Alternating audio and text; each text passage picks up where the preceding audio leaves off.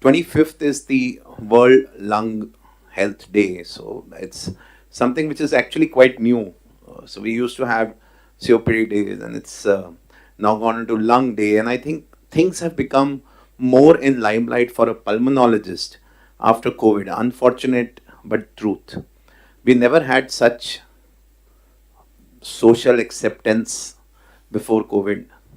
So we were called as TB doctors, and so suddenly we became COVID doctors, and everybody from my whole clan would be after me that get me a bed in the second. So jokes apart, it was a sad time, but we never knew that we would get some sort of social acceptance this way. So this I speak on behalf of most of the pulmonologists in the country. So I am Dr. Bharat. I head the institute at Delhi Heart and Lung, and I'll try and in next 8 to 10 minutes talk about the novel approaches to tobacco addiction control. So I think a lot of things have been spoken, and some of them will be just reiterations. But if you look at this 2021 Global Tobacco Epidemic Report, I think they should have actually labeled this as the pandemic report, because COVID has come and fingers crossed has gone, but the tobacco use would still looks like a pandemic which is in progress. We all have spoken, we are people who are involved in policy making. Unfortunately, we still have over 1 billion smokers worldwide. We have over 6 million deaths annually somehow attributed to tobacco use of various systems, not only respiratory. It is recognized that it's one of the most important cause of avoidable premature mortality. So that is the catchword. This is something which is avoidable, right? The pandemic came and swept across populations globally. Unfortunately, more or less was unavoidable. These are things which happen once in a century. But these things which we are getting used to and addicted probably are preventable. It's addictive, it's lethal. Half of all lifelong smokers die a direct consequence of their smoking. Unfortunately, we still, even as doctors, we don't still understand that nicotine dependence is a relapsing condition. Since the doctors don't understand, we are not able to pass it on to the public that let's not think it as a habit, think it as a relapsing dependence. So once we start looking at, the policymakers will listen to us, and then only we will be able to get. So we will not get into the other aspect of why policymakers unfortunately do not want to look into or want to look the other way when we come to talk about smoking, when everybody knows how harmful it is. So at an individual level, the most tobacco users actually want to quit. That's a surprising thing. But they are unable to do it because clinically they are addicted to the substance. So that's why if you understand that it's a chronic relapsing condition as say an arthritis, right? So you'll seek help. People who have this think of it as a habit, so they will not seek medical help for getting over this addiction, right? So I think those are the important points. So a smoker is almost like playing a Russian roulette, if you understand. So he's trying to shoot and he doesn't know कि किस खाने में गोली है. So he is smoking every day. He's losing years of his life, 16 to be precise, once he keeps smoking every day. These are the effective control measures which we all have seen. You monitor, you protect people from abuse of tobacco, from tobacco smoke, offer help to them, warn them about dangers, as ma'am said, probably right, stop smoking, enforce bans as we are doing on certain harm reduction methods, raise taxes. But has this actually helped over the years? It has not. So tobacco addiction continues to be a problem. Lung cancer continues to be one of the most common cause of cancer deaths. And though safe and effective pharmacotherapies and behavioral treatments are available, unfortunately, people do not quit smoking. And this is despite the fact that if you look at this study, this is an old study, but it still holds true. Almost 68% of people are interested in quitting. That's a huge number. 7 out of 10 want to quit. Only 5 attempt, and only say 7%. So 7 out of 100. So there's less than 1 would actually stay quit. So those are the numbers. They want to quit, they can't quit. They can't succeed. It is because of the dependence as a substance. It could be with other substances, but we are talking about nicotine. The Indian scenario is we are the second largest producer and consumers also of the. I would be very happy if we still, I'm sorry, but we are the second largest producer. Let's get off the second part where we not only produce it, but we also consume this toxin. So that's the bad part. This was GATS survey 2017. Again, figures. I think figures make more impact in a policy meeting. So just look at it. Almost 30% of our population uses tobacco in smoke or smokeless form. And despite, again, as I said, most of the people want to try. This survey said almost 30% want to try. The percentage actually remains very low, and you look at somewhere between 10% if you make both the smoking and the non-smoking tobacco as one, between 6 to 16%. So let's take a benchmark of 10%. So again, about 1 in 100 will act. 10% is like 10 in 100, or 1 in 10 would actually want to, will be sustained quitter. So that is the problem. So what we can do, I'm a clinical pulmonologist, so I'm not a community medicine specialist, I'm not a policy maker. So whenever I speak at such forums, I speak because I see the end point of these things. I have, coming here, I had to go and take my round because my ICU is still full. We are not into the winters yet. My ICU is still full of COPD patients, all of them because of smoking. I do a lot of interventions. I do lung biopsies. We are seeing lung biopsies positive for cancer in females who are 40, 42. And the one thing which is going to be common is that these are people who are smokers. Let's not put everything on pollution. There is a definite increase in number of female smokers in India, especially in metros. Right? And that is the reason that we have been, around 20 years back when I started, one of the first people to start bronchoscopies in Delhi, I could not believe when I had a female who was 36, I still remember, 36, and I was thinking that this is a mass, maybe some benign hematoma or something. It came out to be adenocarcinoma, and it was impossible. They could not believe a well-off family, and they just could not believe. But they were even at that time into having parties and smoking, traveling abroad. So this is a challenge. The psychosocial approach, which we all know, is 5 A's: ask, advise, assess, assist, and arrange. This everybody knows. Why I bring into a presentation which is titled as Novel Approaches to Tobacco Control? Because I still feel this is novel because we don't use it. Novel things are ones which are new. Am I right? We have young people. So I think a lot of you are from community medicine background.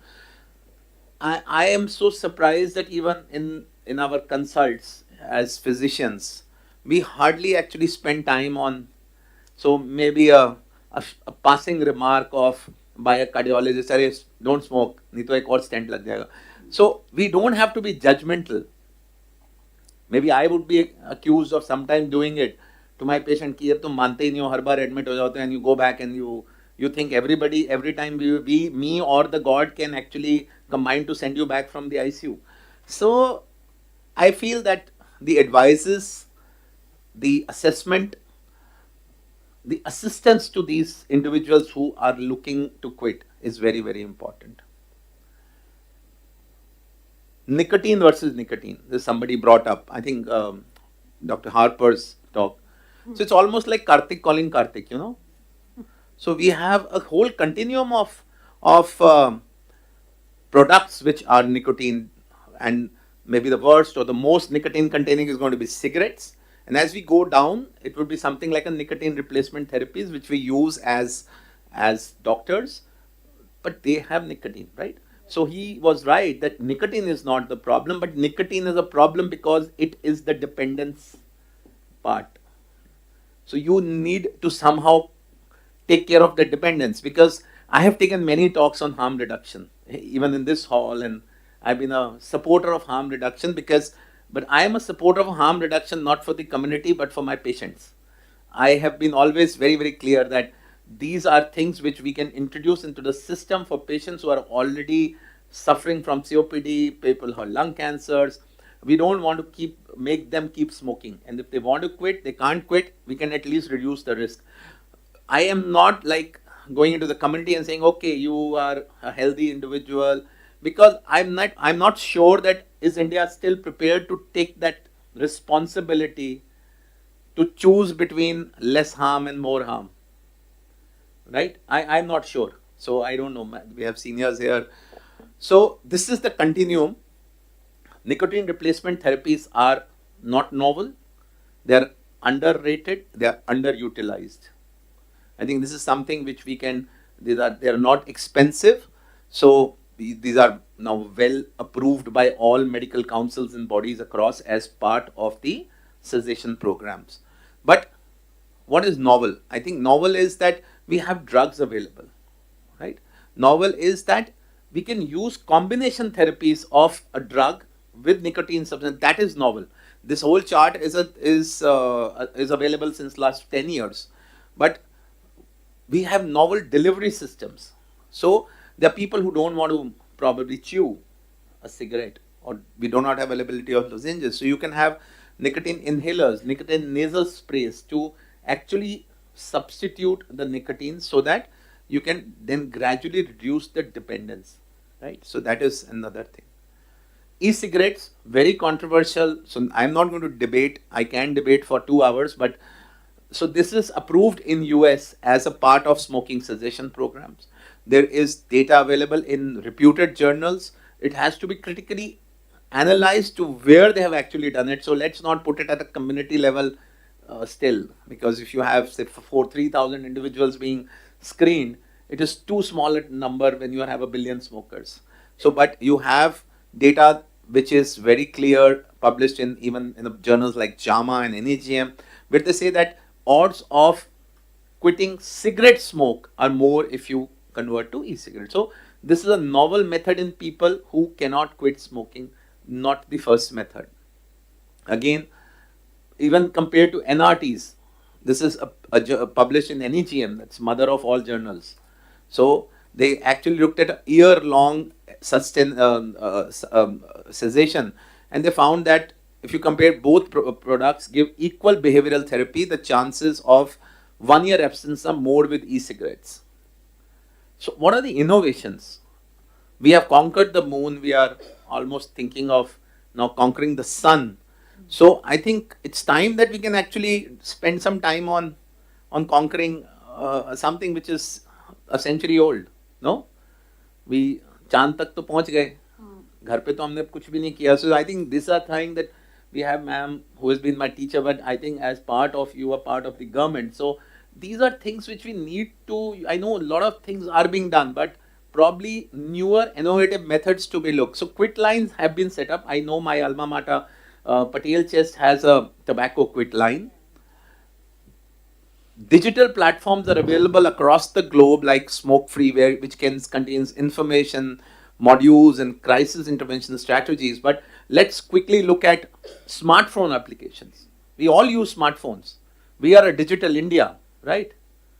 My son is retired in Bangalore. He says he comes to Delhi. He said, Delhi to bahut piche hai.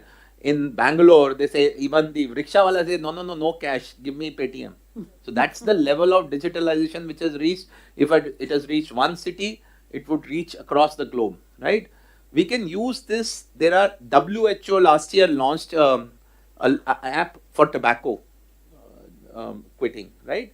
So these are apps which give you real-time support, feedback. They track your progress. They offer encouragement. Sometimes they deliver strategies if you have cravings. So these are various. You can actually, if any, I'm not asking for a show of hand. If any of you smoke and you want to quit, you can go to these. These are on the Play Stores or on the Apple Play Stores, and you can actually download and use this. Text messaging programs, right? So CDC actually sends you text messages if you are involved with their quit smoking. They will give you programs where they will give you messages of encouragement. You can actually send a SOS messages if you are having craving. Somebody will call you. They will probably give you support. tell you how to go over that situation. So that's, I think, a very, very easy aspect of sending SMSs. You can, I still feel, ma'am, we get so many SMSs about so many things, right?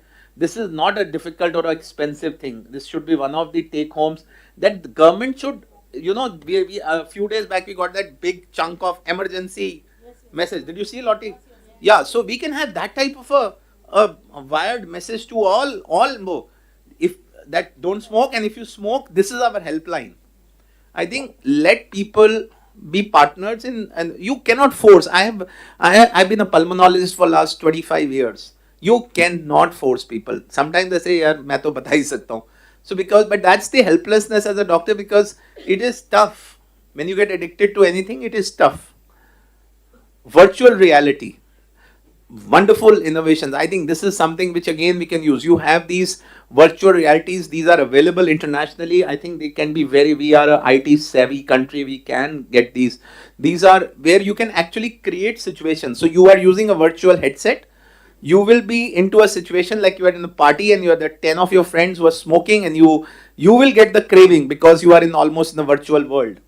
Now with that you will be taught you will be taught how to manage. So when you actually go to a party where 20 of your friends are smoking, you are already, you know how to actually go over those cravings. So you have these, there is a program called as Mind Content where they actually make you so go from smaller to larger craving situations and how you actually manage.